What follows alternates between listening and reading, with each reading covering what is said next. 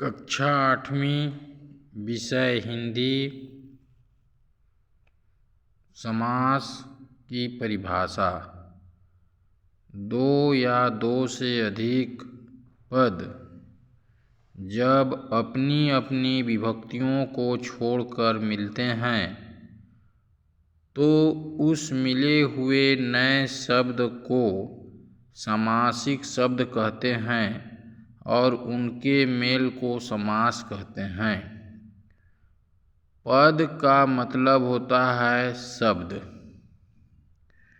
समास 6 प्रकार के होते हैं। पहला अव्ययी भाव समास, दूसरा तत्पुरुष समास, तीसरा कर्मधारय समास, चौथा द्विगु समास, पांचवा द्वंद्व समास, छठवां बहुव्रीहि समास। अव्ययी भाव समास की परिभाषा। जिस समास में प्रथम पद कोई अव्यय या उपसर्ग होता है उसे अव्ययी भाव समास कहते हैं।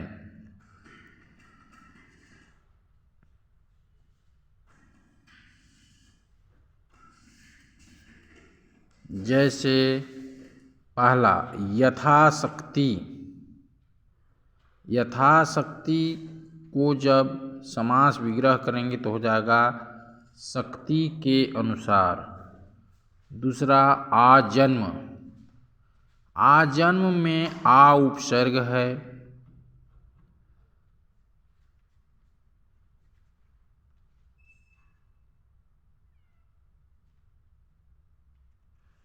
जन्म भर, जन्म पर्यंत। प्रतिक्षण। प्रतिक्षण में प्रति उपसर्ग है। इसका विग्रह करेंगे तो हो जाएगा क्षण क्षण। अगला है प्रतिदिन। प्रतिदिन का में प्रति उपसर्ग है। इसका विग्रह करेंगे तो हो जाएगा दिन दिन। आमरण। आमरण में आ उपसर्ग है। विग्रह करेंगे तो हो जाएगा मरने तक। यथासाध्य, साध्य के अनुसार। यथासंभव, संभव के अनुसार। इसमें ध्यान देने वाली बात यह है कि अविभाव समास में पहला पद उपसर्ग रहता है या अव्यय।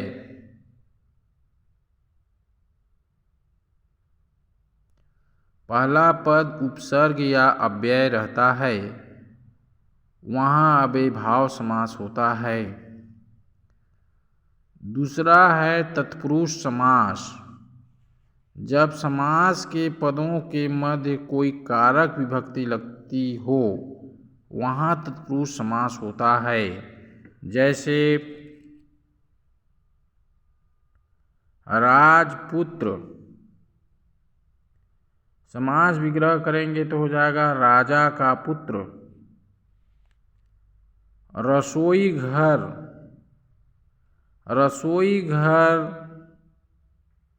समासिक पद है। इसका विग्रह हो जाएगा रसोई के लिए घर। बुद्धिहीन। बुद्धि से हीन समास विग्रह। ऋण मुक्त। समास विग्रह हो जाएगा ऋण से मुक्त। ऋण मुक्त समासिक पद है। जब इसका विग्रह करेंगे तो हो जाएगा ऋण से मुक्त। हस्तांतरित। एक हाथ से दूसरे हाथ। स्थानांतरित मतलब होता है ट्रांसफर करना, एक हाथ से दूसरे हाथ। मान लीजिए मैं अपना पुस्तक मोहन के हाथ में दे दिया तो यह कहलाएगा हस्तांतरित। इंग्लिश में ट्रांसफर बोलते हैं। राजभवन समासिक पद है। जब इसका विग्रह करेंगे तो हो जाएगा राजा का भवन। देश निकाला समासिक पद है। जब इसका विग्रह करेंगे तो हो जाएगा देश से निकाला। विष भरा समासिक पद है, जब इसका विग्रह करेंगे तो विष से भरा। ब्रज राजकुमार, ब्रज का राजकुमार। जन्मांध, जन्म से अंधा। वृक्ष पतित, वृक्ष से पतित। घुड़दौड़, घोड़ों की दौड़। देशभक्ति, देश के लिए भक्ति। राज दरबार, राजा का दरबार। तत्पुरुष समास में विभक्ति लगता है। विभक्ति कुल 8 होती है।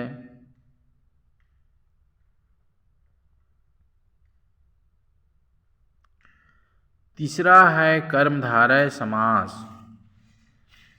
परिभाषा: जब समास का पूर्व पद विशेषण एवं उत्तर पद विशेष हो, जैसे अमर राष्ट्र। समास विग्रह करेंगे तो जगह अमर राष्ट्र। दूसरा नील कमल। नील कमल का समास विग्रह नील कमल। नील शब्द विशेषण है और कमल विशेष है। पूर्व पद विशेषण एवं उत्तर पद विशेष होता है। नील कमल में पूर्व पद नील है और कमल है विशेष। नील गाय, नीली गाय। नीली विशेषण है, गाय विशेष है। पीतांबर, पीला अंबर। अंबर माने होता है आकाश।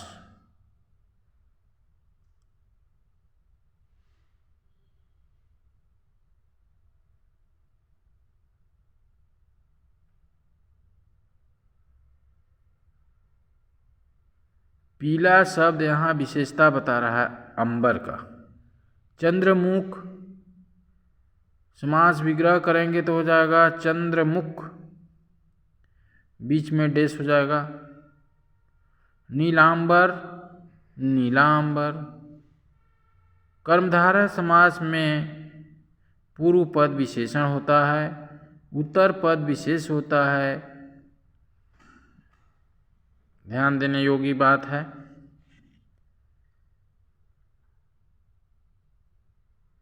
पूर्व पद उत्तर पद का विशेषता बताता है। नील कमल में नील पूर्व पद है और कमल उत्तर पद है। नील गाय में नील पूर्व पद है, गाय उत्तर पद है। पीतांबर में पीला, पीला उत्तर पद है और अंबर, पीला पूर्व पद है, अंबर उत्तर पद है। चंद्रमुख में चंद्र पूर्व पद है और मुख उत्तर पद है। नीलांबर में नीला पूर्व पद है, अंबर उत्तर पद है। चौथा दिगु समास। इस समास में पूर्व पद कोई संख्यावाचक विशेषण होता है, जैसे पंचवटी। समास विग्रह करेंगे तो हो जाएगा 5 वटों का समूह। दूसरा त्रिभुवन। विग्रह करेंगे तो 3 भुवनों का समूह। दिगु समास में दिगु समास पहचानने के लिए सबसे सरल तरीका यह है कि उत्तर पद संख्यावाचक होता है। उत्तर पद संख्यावाचक होता है। पंचवटी में उत्तर पद पंच है, जो कि संख्या का बोध करा रहा है, संख्या बता रहा है कि वट कितने हैं, 5। त्रिभुवन में कुल भुवन कितने हैं, 3। त्रि संस्कृत में 3 को त्रि बोलते हैं और इंग्लिश में 3 बोलते हैं, हिंदी में 3 बोलते हैं। सप्तऋषि, 7 ऋषि। सप्त संस्कृत शब्द है। सप्त का अर्थ होता है 7, इंग्लिश में 7 बोलते हैं। 9 ग्रह, 9 ग्रह का विग्रह करेंगे तो हो जाएगा 9 ग्रहों का समूह। 9 यहाँ संख्यावाचक है। 9 मतलब होता है, इंग्लिश में 9 बोलते हैं, हिंदी में 9 बोलते हैं। त्रिभुज, त्रिभुज का विग्रह हो जाएगा 3 भुजाएं। भुज मतलब होता है भुजाएं, त्रि मतलब होता है 3, इंग्लिश में 3 बोलते हैं। चौराहा, चौराहा का समास विग्रह हो जाएगा 4 राहों का समूह। राह मतलब होता है रास्ता। चौराहा, चौ मतलब 4। त्रिनेत्र विग्रह करेंगे तो हो जाएगा 3 नेत्र। त्रि मतलब 3, नेत्र, नेत्र माने आँख होता है, नयन। त्रिलोक समास विग्रह करेंगे तो हो जाएगा 3 लोकों का समूह। द्विगु समास का पहचान ये है कि पहला पद संख्यावाचक होता है, पूर्व पद संख्यावाचक होता है, पूर्व पद संख्यावाचक होता है। द्वंद्व समास संख्यावाचक के साथ साथ समूह का बोध कराता है, तब द्विगु समास होगा। द्विगु समास का पहचान ये होती है कि पूर्व पद संख्यावाचक होने के साथ साथ समूह का बोध कराए। बोध माने होता है ज्ञान कराना, समूह मतलब होता है ग्रुप। 5वां है द्वंद्व समास। इस समास में दोनों पद प्रधान होते हैं, जैसे रात दिन। समास विग्रह करेंगे तो हो जाएगा रात और दिन। हवा पानी, समास विग्रह हो जाएगा हवा और पानी। बीच में और लग जाता है, और शब्द जुड़ जाता है। हवा पानी समासिक पद है, हवा पानी के बीच में योजक चिन्ह लगा है। जब समास विग्रह करेंगे इसका तो हवा और पानी योजक चिन्ह की जगह पर और लग जाएगा। आकाश पताल, आकाश और पताल। माता पिता, माता और पिता। माता पिता का विग्रह होता है माता और पिता। हाथ पैर, हाथ और पैर। स्वर्ग नरक, स्वर्ग और नरक। सोना चांदी, सोना और चांदी। द्वंद्व समास में दोनों पद प्रधान होते हैं।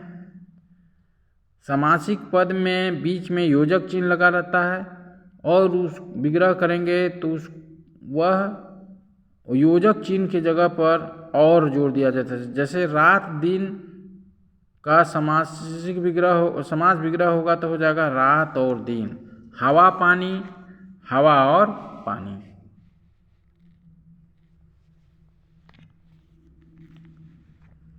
जीवन मृत्यु का समास विग्रह हो जाएगा जीवन और मृत्यु।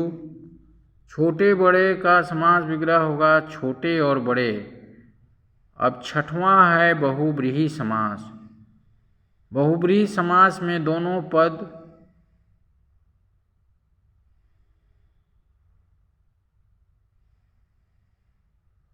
बहुब्रीहि समास में कोई भी पद प्रधान नहीं होता, आपस में मिलकर नए अर्थ का निर्माण करते हैं या सांकेतिक अर्थ प्रकट करते हैं। जैसे मुरलीधर का समास विग्रह हो जाएगा मुरली को धारण करने वाला अर्थात श्री कृष्ण।